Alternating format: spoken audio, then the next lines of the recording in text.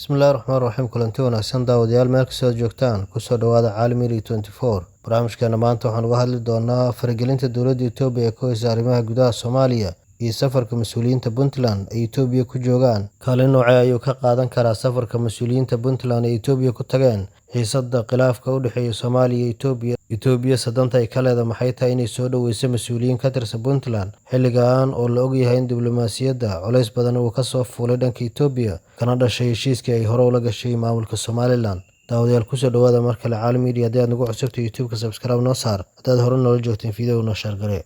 Aan ku bilownay mas'uuliyiin ka tirsan maamulka Puntland ayaa la sheegay inay booqasho ku tageen waddanka Itoobiya, kuwaas oo madax Itoobiyaan wada hadal halkaasi kula yeeshay. War lagu daabacay page-ka wasaaradda arrimaha dibadda Itoobiya ayaa lagu sheegay in wasiiru dowlaha wasaaradda arrimaha dibadda Itoobiya Misgaanu Arga uu soo dhaweeyay wafdi ka socday dowladda Puntland, kaas oo hogaaminayay wasiirka maaliyadda maamulka Puntland Maxamed Faarax Maxamed. Qoraalkan lagu daabacay page-ka wasaaradda arrimaha dibadda ee dowladda Itoobiya ayaa sidoo kale lagu sheegay inay ka wada hadleen madaxda wasaaradda arrimaha dibadda Itoobiya iyo wafdiga Puntland fursadaha ganacsiga, maalgashiga, iskaashiga labada dhinac iyo si la mid ah iskaashiga tamarta iyo mashaariicda kaabayaasha ee wadajirka si loo daadajiyo xiriirka maamulka Puntland iyo Itoobiya. Qoraalka ayaa lagu yiri mas'uuliyiinta Puntland ayaa qiray xiriirka soo jireenka ee ka dhexeeya Itoobiya iyo Puntland iyo iskaashiga ay la lahayd Puntland, sidoo kaleeto kaalmaha joogtada ee markasta la garab taagantahay dhinaca amniga uu ka mid yahay maamulka Puntland ayaa lagu sheegay qoraalka. Sidoo kale wasaaradda arrimaha dibadda Itoobiya ayaa dhankeeda hambalyo dirtay lana xiriirta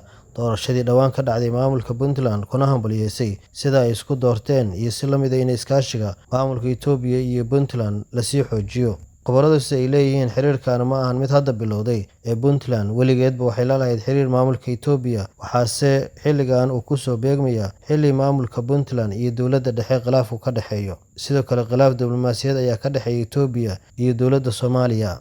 Cadaadiskii dhanka arrimaha dibadda ee dowladda Soomaaliya uga gacan sarreysay Itoobiya waxay doonaysaa markaan Itoobiya dhankeeda inay ku cadaadiso kala furnaanta kala dhexeysa maamulka Puntland iyo qaybaha Soomaalida, taas oo ay uga faa'iideysanayso culaysna ay doonaysa in arrimaha gudaha Soomaaliya culays dheeri ku saarto. Haddii uu dhacayo iskaashi ganacsi iyo mid kaabayaal dhaqaale lagu dhisayo oo ka dhexeeya Soomaaliya iyo Itoobiya, waxay ahayd in loo maro siyaasadda arrimaha dibadda ee labada waddan. Hase ahaatee xilligan waxaa muuqata in Itoobiya ay qaadatay waddo kale oo la xiriirta in maamul goboleedyada ay la xiriirto kalana shaqeyso sidii ay heshiisyo ula saxiixan lahayd, kuwaasoo lagu sheegayo iskaashi tamareed, iskaashi kaabayaal dhaqaale iyo xiriir ganacsi. Waa faragelin toos oo mar kale Itoobiya ay ku sameynayso siyaasadda arrimaha gudaha Soomaaliya marka laga yimaado heshiiskii hore ay ula gashay maamulka Somaliland oo ahaa inay dhul ku qaadanayso Soomaaliya ay leedahay. Wadahadalkan hadda ma caddayn in heshiis ay galeen Puntland iyo Itoobiya, hase ahaatee waxaa qoboradu ay tilmaamayaan in Itoobiya ay u socoto dekedaha Boosaaso iyo Garaacad siday uga faa'iideysan lahayd. Dowladda Soomaaliyana dhowr mar ayay ku celisay inaysan diidanayn